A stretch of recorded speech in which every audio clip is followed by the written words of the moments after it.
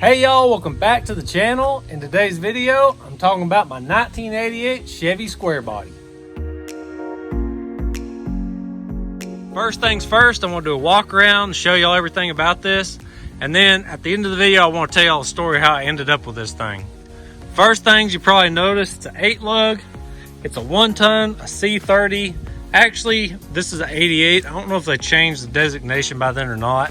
What's kind of interesting, it's a single cab, single wheel. A lot of times the 1-tons are dualies.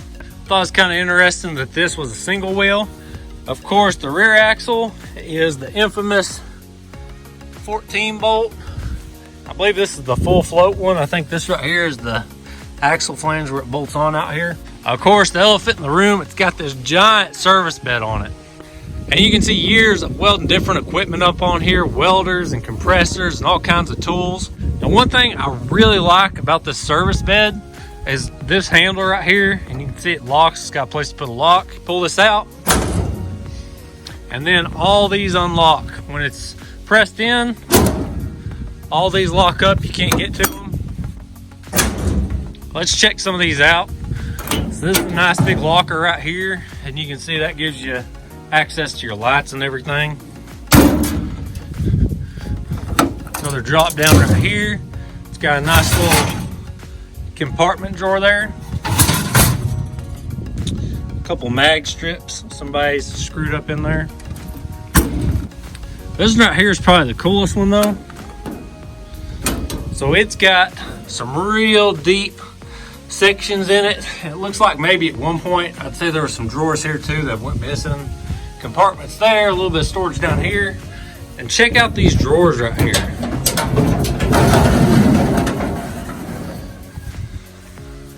Hey, like that right there. Man, you want to talk about loading this thing up with some tools.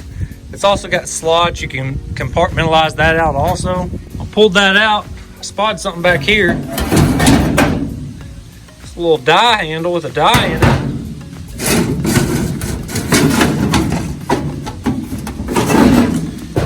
And it looks like some M6 helicals. I still got a few in there too.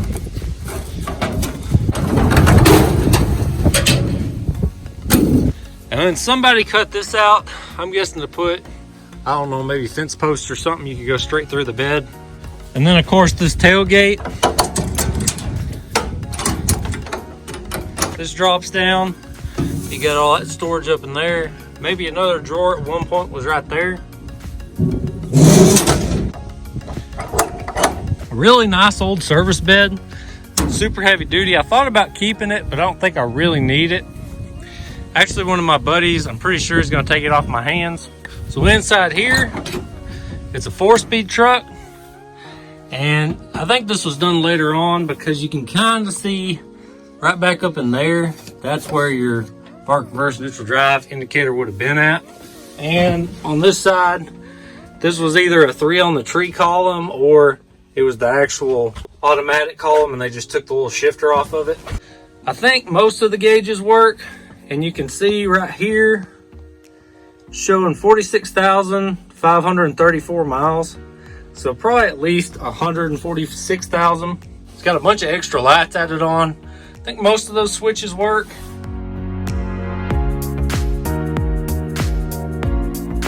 Got a Bluetooth radio in here, and it does power on, but I don't think there's an antenna out there right now, so the radio doesn't work. It's a custom deluxe package. It's got manual roll-up windows, which I really like.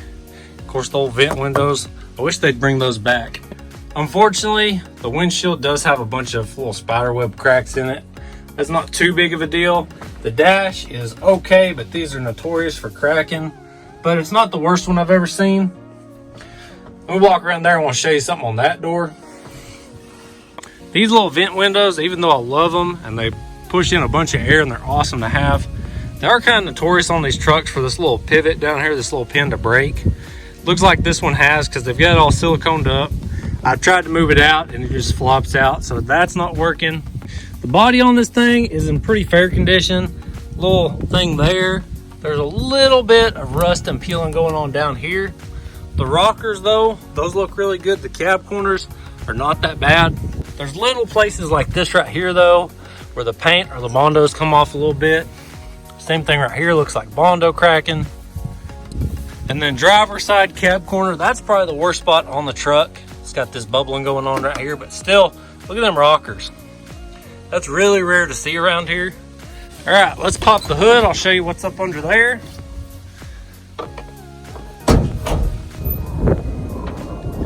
All right, so up under the hood here, we've got the throttle body 350. So 87 was the first year for the throttle body 350.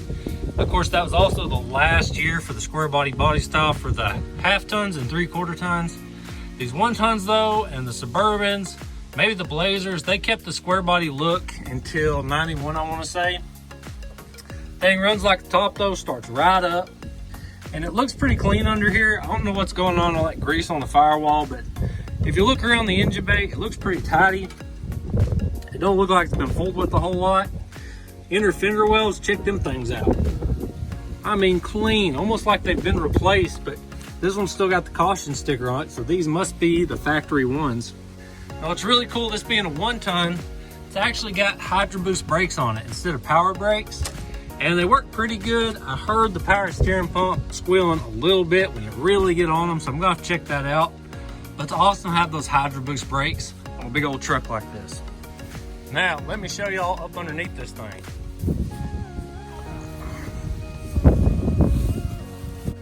So these old square bodies are notorious for being rusty, and I feel like the cab is in pretty good shape for the year it is and everything. But check out this frame up under here. I mean, immaculate. Like zero rust anywhere up here. Check out these floor pans up under the seat. There's the floor pans. I mean, this thing is just amazing how clean it is. Because these square bodies, y'all have seen them, they rust almost as bad as a Toyota. Somebody put a brand new exhaust on it not too long ago. You can tell that thing ain't been on here long. I was crawling around up under here the other day because I'm selling this bed. I was taking it loose and I just could not believe how clean and how nice it is up under this truck. So this truck has a lot of things going for it. I really wanted a nice clean square body.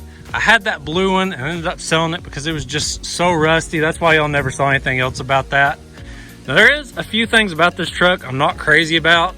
2-wheel drive, I don't like that. The seat is mismatched. It looks like this is probably out of a newer vehicle.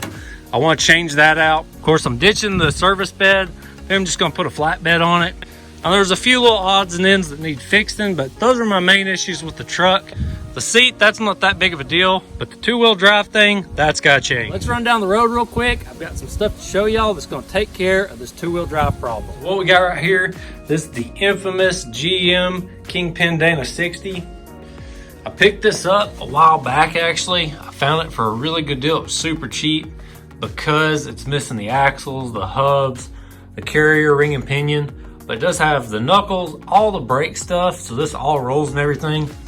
I think the guy told me this come out of a buggy project. You can see they were setting it up for like a 4-link or something like that. So all this truss and everything they've got on here, that'll come back off. It's still got the one leaf spring pad right here, which might need to be cleaned up a little bit. And then they cut the other factory one off, so I'll have to get one and weld that on. It did come with a heavy duty tie rod, which is really cool. But also what is nice about this is even though I don't have all those parts, I'm missing all that stuff, I can still clean this up, put my spring pad on, get all this mocked up under the truck, actually mount it to the truck. I could drive on it without that stuff in it, just seal everything up, put a diff cover on it, and seal this up somehow. So even if right off the bat, I can't buy the axles and the carrier and everything, I can still use this to mock up the whole truck. Now this right here I picked up a while ago, at least a year and a half ago. A dude was parting out a K30. It was the same deal as a single cab long bed truck. And he was actually parting it out to get the kingpin out of the front of it. He was putting it like an International or something. But what is super cool about this whole setup is I've got the small block Chevy Bellhausen. It was a 350 truck. Still got like the pivot ball and the clutch fork, all that's still there. Of course, front drive shaft, he even taped it up so I didn't lose the U-joints. Got the cross member. Transmission, that's the SM465, just like what's in the truck right now. But this right here is the icing on the cake. This is why I was super excited to get this thing. I thought I had the tag cleaned off where you could see it, but you can see the little round cover right here. This right here is the MP205, the gear driven transfer case. Most of the time in these square bodies, you're gonna see either the 203, a chain drive, or the 208, and it's an aluminum case. 203s and 205s, they look very similar. That little round plate in the middle though, and then there's a tag right here somewhere I'll have to clean off and show y'all. But this is the Mac Daddy of transfer cases. This is what you want in your square body.